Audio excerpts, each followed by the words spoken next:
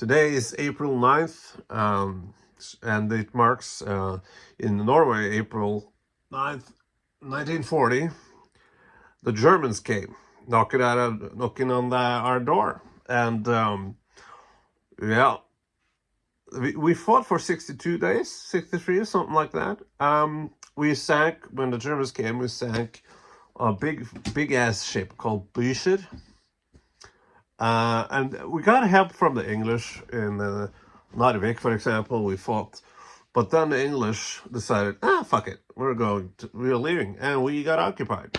But we do have Gunnar Sense to be and Max Manus and people like that who were terrorists, freedom fighters, and they fucked up the train tracks, I think, something like that, and blew up a ship, and did a lot of things. And I had to look this up. Norwegian heavy water sabotage. Tungtvann expedition, which we call it here. There was a fucking nuclear thing, not a nuclear, but they were using that that could help them have an atom bomb. It was a big deal, and we fucked that up. Like, not in a bad way, we fucked it up for them. So they couldn't use that anymore, which was a pretty cool thing to do. It was a good expedition. Benedict Arnold, you call that's quintessential, is that a word? That's like a traitor, right? We have the same with Quisling in Norway. We call Quisling, that's a traitor. Because Vidkun Quisling, which was a buddy of Fridtjof Nansen, I believe, and he did a lot of good. And then he just became a Nazi. And he said on the radio, like, to the Norwegian people, don't take up arms, just let the Nazis come to take, yeah. And he proclaimed himself as a prime minister. The king and queen, princes and all that shit, they were left to England. So we had a Nazi prime minister, and we were occupied after 62 days, something. And I've talked about this before, but I'm going to say it again. Why not? So my grandfather, which I didn't really know, before I was like, I don't remember him, but he fought for real, bang, bang, bang, bang, the Nazis. I don't remember where. I think, was it France or something? He wasn't on D-Day, but he did see shit, like. And his brother, Martinius Juvodden. So here's the thing: when the Nazis occupied Norway,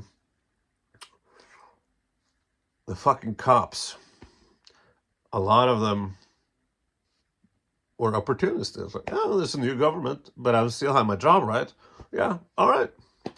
So, but there were some cops, policemen who said no. So there was some places open, for opportunists.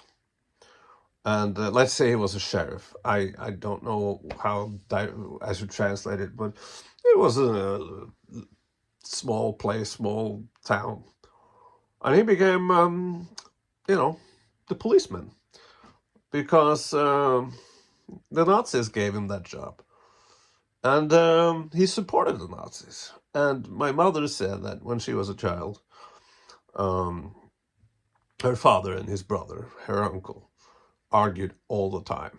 She didn't understand until she grew up or got older that they fucking argued because, they were on opposite sides. That's what I'm talking about with Trump and everything like that. It's not political anymore. It's not politics. It's right and there's wrong, right? We can at least agree that Nazism is bad.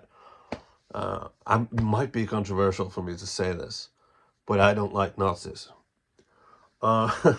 It's fucked up to think, like, what if I hang out with my brother all the time?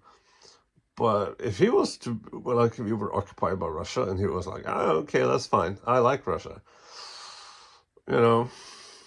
So I can only, how the fuck does brothers like that, you know, meet at Christmas and like, yeah, we'll celebrate Christmas dinner. And, hey, by the way, how's your Nazi? How's your Nazi life? Yeah, we what would May the 8th of May 8th May is our that's when the Nazis capitalized.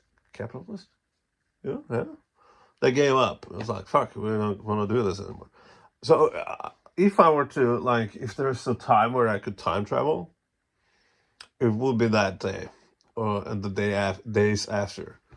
Think about it, just a huge fucking party. Everybody's yeah, and think about how many women, like, you know, it's like a long party.